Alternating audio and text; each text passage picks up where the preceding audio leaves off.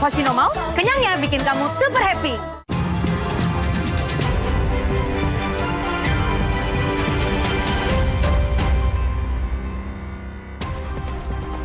Terima kasih Anda masih bersama kami di Kompas Petang, saya Cynthia Rompas. Saudara Presiden Prabowo Subianto mengunjungi kawasan tambak budaya ikan nila di Karawang, Jawa Barat pada Senin pagi, 2 Desember 2024. Dalam kunjungannya, Presiden Prabowo didampingi Menteri Kelautan dan Perikanan Sakti Wahyu Trenggono.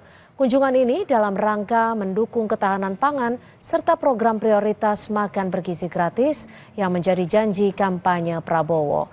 Tambak budidaya ikan nila ini diharapkan dapat menggenjot produktivitas perikanan untuk mendukung swasembada pangan serta pemerataan ekonomi.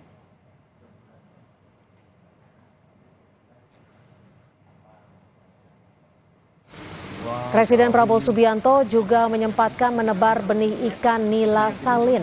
Siklus kedua berukuran 10 gram, di mana siklus pertama sudah dilakukan di bulan September 2023 dengan masa panen di bulan Mei 2024. Diketahui ikan nila salin menjadi salah satu komoditas yang akan dibudidayakan melalui modeling tambak Beans Karawang.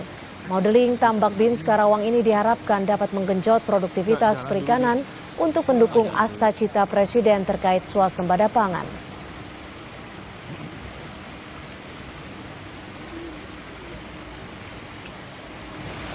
Saudara, Badan Anggaran DPR RI menggelar rapat kerja dengan 7 menteri koordinator dari Kabinet Merah Putih di Kompleks Parlemen Senayan, Jakarta. Rapat untuk membahas rencana kerja anggaran pada RAPBN tahun anggaran 2025. Rapat dipimpin Ketua Banggar DPR Said Abdullah. Di awal rapat, Said Abdullah menjelaskan bahwa perubahan nomenklatur, pemisahan atau keberadaan Kemenko yang baru dibentuk memerlukan kepastian anggaran dalam melaksanakan program kerja yang sudah disusun. 7 Menko yang hadir meliputi Menko Bidang Perekonomian Erlangga Hartarto, Menko Bidang Politik dan Keamanan Budi Gunawan, Menko Bidang Hukum, HAM, Imigrasi dan Kemasyarakatan Yusril Iza Mahendra, serta Menko Bidang Infrastruktur dan Pembangunan Kewilayahan Agus Harimurti Yudhoyono. 300. Itu pun kami mohon persetujuan Bapak Ibu sekalian. Jika terjadi penambahan terhadap pagu yang ada para Menko, langsung dapat kita setujui tanpa raker kembali. Setuju? Nah, kalau setuju terus selesai. Saudara, Hasim Joyo Hadikusumo menyatakan Wakil Menteri Keuangan Anggito Abimanyu akan menjadi Menteri Penerimaan Negara. Wakil Ketua Dewan Pembina Partai Gerindra Hasim Joyo Hadikusumo mengatakan Anggito Abimanyu akan diangkat menjadi Menteri Penerimaan Negara. Hasim menyebut pengangkatan ini bertujuan untuk mengoptimalkan pendapatan negara melalui berbagai sumber pendanaan. Adik kandung Presiden Prabowo itu mengatakan saat ini pemerintahan memiliki program-program yang bertujuan menutup kebocoran-kebocoran penerimaan negara. Menurut Hasim, nantinya Kementerian Penerimaan Negara akan menangani pajak dan menangani revenue atau penerimaan negara berupa royalti dan dari pertambangan dan lain-lain. Akan nanti modal dari perbaikan sistem pajak, perpajakan, sistem cukai kita. Ada banyak program-program yang sedang dimulai, akan dimulai untuk menutup kebocoran-kebocoran.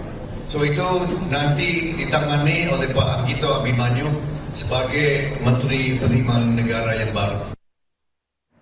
Lalu mengapa Kementerian Penerimaan Negara ini perlu dibentuk dan mengapa tidak dibentuk sejak awal Kabinet Merah Putih diumumkan?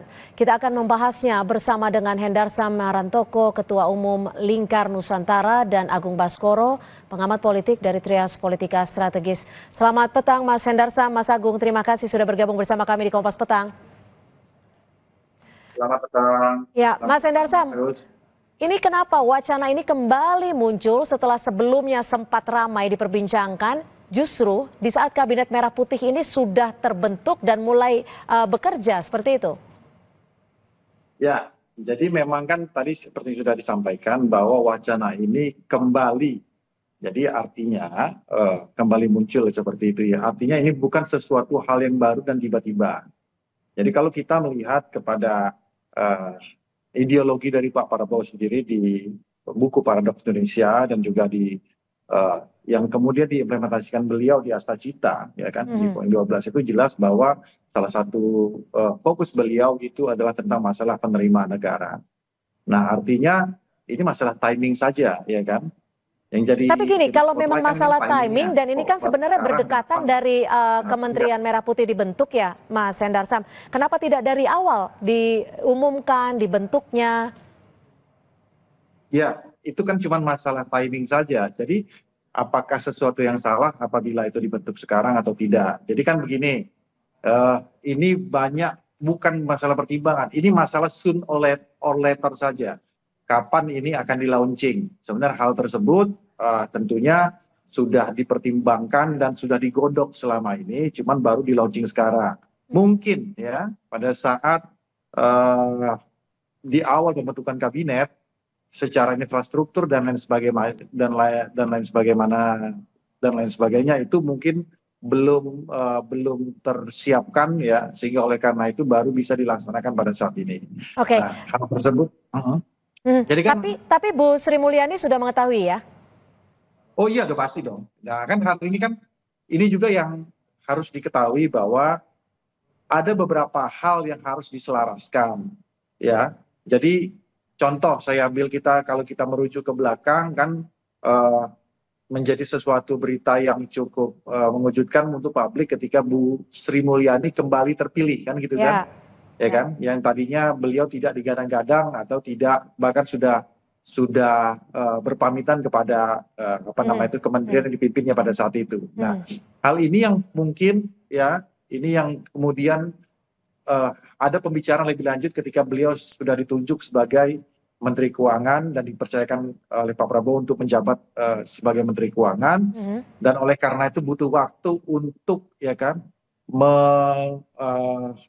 melinearkan seluruh masalah ini sehingga akhirnya kementerian yang memang sudah digadang-gadang, Kementerian Penerimaan Negara ini sudah digadang-gadang oleh Pak Prabowo ini bisa selaras dengan salah satu stakeholdernya yaitu Kementerian Keuangan. Mas Agung, kenapa wacana ini kan kembali muncul setelah dulu sempat ramai, tapi sekarang ini muncul dari perkataan Hasim Joyo Hadikusumo, bukan dari perkataan Presiden? Iya, biasanya Pak Hasim selalu memberikan informasi awal tentang apapun kebijakan yang akan dilakukan Pak Prabowo, dan saya kira beberapa informasinya cukup valid ya, termasuk soal Badan Kementerian Penerimaan Negara ini. Jadi saya kira mungkin dalam waktu dekat kita akan mendapati bahwa ini menjadi fakta seperti itu. Tapi yang jelas saya melihat bahwa hadirnya Kementerian Penerimaan Negara ini setidaknya karena ada rasionalisasi setelah Kabinet Merah Putih terbentuk, Mbak Cynthia. 20 Oktober ya, kemudian sekarang sudah tanggal 2 Desember, sehingga memang ada rasionalisasi, ada sinkronisasi anggaran di mana kita tahu ada banyak program quick win yang harus dikerjakan dan membutuhkan budget yang sangat besar. Dan melihat struktur anggaran saat ini memang khawatirnya tidak bisa dipenuhi, dan mau nggak mau harus ada penerimaan negara yang baru. Artinya tidak bisa lagi dipegang oleh Kementerian Keuangan gitu, Mas Agung? Ya, saya kira memang butuh fokus yang lebih dalam ya, karena kita tahu harus ada target yang dipenuhi ya. Saya kira ada beberapa target-target prestisius, strategis untuk bisa menggenjot penerimaan negara kita, kemudian juga sekaligus menutupi banyak kebocoran negara seperti itu. Dan itu banyak temuannya, Mbak. Bocorannya sampai 35 sampai hampir 50% seperti itu, dan itu sangat besar. Kalau misalkan kita dapat menggenjot tapi tidak bisa menutup kebocoran, sama juga bohong kan. Nah, artinya memang perlu ada institusi baru, badan yang khusus mengatasi itu, dalam tanda petik menggenjot ya, soal cukai, soal royalti pertambangan, soal pajak. Ya walaupun memang kondisinya dan situasi saat ini memang belum cukup memungkinkan untuk melakukan semua hal itu, tapi minimal paling tidak ada master plan yang lebih terukur agar kita bisa mengoptimalkan seluruh ya penerimaan negara dari sektor manapun seperti itu. Oke, Mas Hendarsam, jika memang dibutuhkan rasionalisasi, sinkronisasi, dan juga memastikan bahwa pemasukan untuk negara itu bisa dianggarkan dan juga bisa disalurkan di porsi-porsi kebutuhannya. Lalu apakah nantinya Kementerian Penerimaan Negara ini bisa menjamin tidak ada lagi kebocoran negara? Ya, kalau kita menjamin sebagaimana itunya ya kita tidak bisa menjamin. Tapi ini langkah strategis ya yang harus dijalankan oleh Pak Prabowo. bagaimana coba ya kan memfokuskan penerimaan negara yang tersebar di berbagai macam kementerian ya. Contohnya seperti itu. Di Kementerian Keuangan ada pajak, bea cukai kan dan lain sebagainya. Habis itu ada pendapatan negara kita yang lain itu di SDM, di tambang dan lain sebagainya. Belum lagi juga ada di beberapa sektor lain. Nah, kebocoran-kebocoran ini kan harus dicarikan formulasi yang tepat ya di satu badan dan kementerian khusus untuk itu. Karena setiap kementerian pasti mempunyai standar dan caranya masing-masing yang saat ini belum baku. Ya, Kementerian Keuangan punya caranya sendiri, ya. Kementerian SDM punya caranya sendiri. Pendapatan kita dari contoh dari pendapatan pajak ya di bidang lalu lintas contohnya kan punya kebijakannya sendiri. Nah, ini diperlukan langkah konkret dan strategik dari Prabowo Subianto untuk supaya ini setiap semua langkah untuk menghimpun ini mempunyai satu irama yang sama. Oke, jika bicara soal irama yang sama, lalu apa yang nanti akan menjadi prioritas utama untuk istilahnya mungkin bisa dikatakan 3 bulan pertama yang dikejar seperti apa? Yang pasti kan yang platformnya dulu, ya bagaimana konsep-konsep supaya kebocoran ini dapat diminimalisir, itu yang paling penting. Sebagaimana Mas Agung tadi sampaikan, ya kan kebocoran sampai 30-40% itu hal yang sangat luar biasa. Jadi kalau kita boleh bermimpi, kalau sampai kita bisa bisa memaksimalkan itu sampai di 25%, itu menjadi suatu anugerah buat pemerintahan ini dan bangsa kita ya untuk menggenjot APBN kita ke depannya ya. Dan oleh karena itu ya Pak Prabowo sebagaimana sering saya sampaikan merupakan seseorang yang sangat strategik ya untuk melihat permasalahan mana saja yang pokok ya kan sehingga oleh karena itu simpul-simpul ini termasuk dijawantakan beliau dalam Kementerian Penerimaan Negara ini bisa terbentuk seperti itu. Mas Agung, kalau dari Mas Agung sendiri melihatnya efektivitas dari Kementerian Penerimaan Negara akan berjalan dengan baik tidak? Iya, ini tergantung nanti Mbak tupoksi yang mereka kerjakan apa gitu dengan Kementerian Keuangan ya, karena kita tahu ini kan sebenarnya induknya Kementerian Keuangan, kemudian ketika berpisah kan otomatis perlu lagi dan lagi koordinasi, komunikasi, sinkronisasi gitu dan membutuhkan waktu. Walaupun kita tahu misalkan nama Pak Anggito Abimanyu ini orang yang sudah bertungkus lumus di Kementerian Keuangan sebagai kepala Badan Kebijakan Fiskal dulu di masa pemerintahan Pak Presiden SBY seperti itu. Yang jelas proses adaptasinya mungkin akan lebih cepat, tapi bagaimana supporting system yang akan mewadahi kinerja Pak Anggito sebagai Menteri ya Penerimaan Negara kalau memang benar nama beliau yang akan muncul. Yang jelas saya kira ini akan disorot semua pihak, bukan hanya di domestik tapi juga pasar, kemudian kalangan luar, bagaimana strategi pemerintah Presiden Prabowo Gibran ya Kabinet Merah Putihnya dalam memastikan seluruh program-program besar ya, program-program mercusuar seperti makan bergizi gratis bisa berjalan di tengah keterbatasan anggaran, di tengah banyak pembangunan mercusuar lain ya, soal-soal misalkan hilirisasi, soal-soal pendidikan, kesehatan, IKN mungkin seperti itu. Jadi ini akan menjadi pertaruhan juga bagi Kabinet Merah Putih, pemerintahan Pak Prabowo, Mas Gibran, karena bagaimana mungkin pemerintahan bisa berjalan jika anggaran atau keuangannya tidak memadai, Mbak Cynthia. Sehingga kementerian ini ya menurut saya sangat strategis, perlu kita sorot, perlu kita ingatkan, perlu kita terus awasi, monitoring ya bagaimana efektivitasnya seperti itu. Oke, Mas Hendarsam, lalu kenapa jika ini memang merupakan suatu pertaruhan karena yang dikejar di sini adalah tidak ada lagi kebocoran sampai 40%. Kenapa nama Anggito Abimanyu yang dipilih? Ya, sebenarnya itu sudah terjawab oleh Mas Agung tadi bahwa track record beliau ya kan sebagai salah seorang ekonom itu kan sudah dianggap sangat mumpuni untuk hal tersebut ya. Jadi juga Pak Prabowo tidak mau juga membeli kucing dalam karung dan beliau tahu track recordnya ya sehingga oleh karena itu dan juga di samping itu juga ya ini kan kewenangan beliau untuk menunjuk dan hak prerogatif beliau untuk menunjuk seseorang untuk masuk ke dalam kabinetnya ya. Jadi itu bukan ranah kita juga. Itu Pak Prabowo yang lebih tahu tentang masalah tersebut ya. Tinggal Oke. kita lihat bagaimana kinerja beliau ke depannya. Oke. Tapi saya perlu tambahkan bahwa yang harus diketahui kemungkinan besar Kementerian Penerimaan Negara ini akan langsung di bawah beliau. Itu yang paling penting karena ini merupakan prioritas beliau. Jangan sampai ada layer-layer lain kan selama ini apa namanya itu hal tersebut yang mungkin dianggap beliau apa namanya itu banyaknya birokrasi dan layer-layer sehingga fokus penerimaan negara ini tidak langsung sampai ke beliau. Nah, oleh karena itu diperlukan langkah strategik beberapa apa namanya kementerian khusus itu langsung di bawah beliau. Ya, Mas Hendarsam, jika ini memang merupakan langkah strategik dan juga yang diprioritaskan adalah cukup penting seperti itu. Lalu bagaimana dengan target kerjanya dan kapan sebenarnya akan diumumkan ini secara resmi oleh Presiden Prabowo?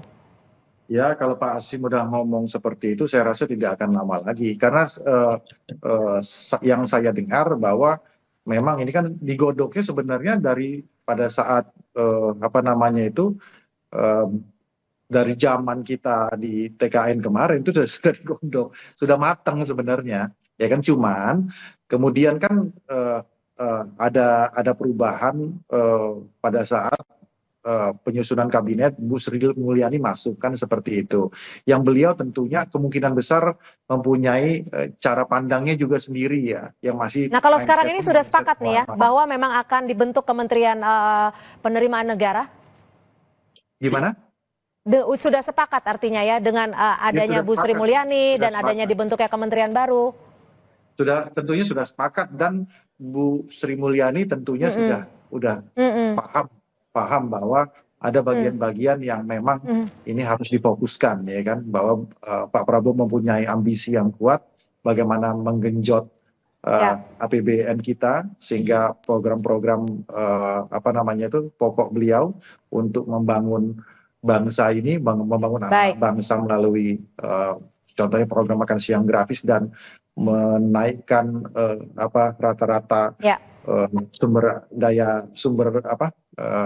sumber manusia kita ya, daya manusia kita ini menjadi lebih kuat. Ya, Mas Agung, kalau tadi Mas Hendarsam bilang sempat terjadi perubahan, akhirnya Bu Sri Mulyani masuk.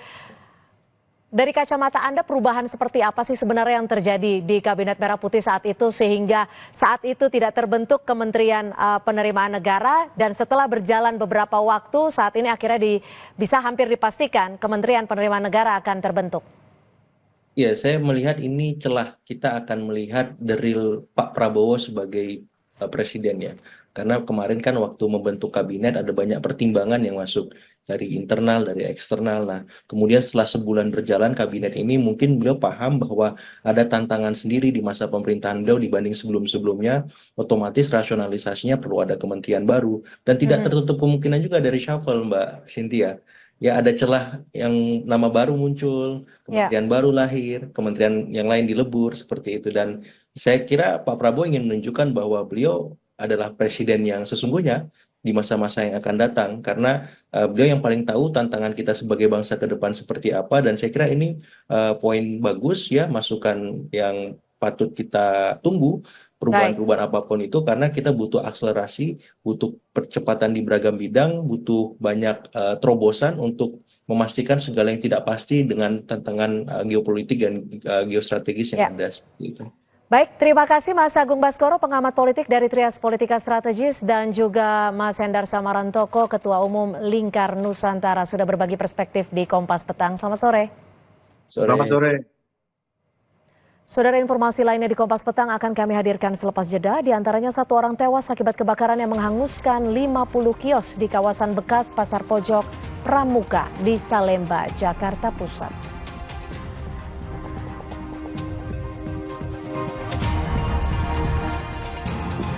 PSSI memastikan pemain asal klub Oxford United Marcelino Ferdinand perkuat timnas di turnamen Piala AFF 2024.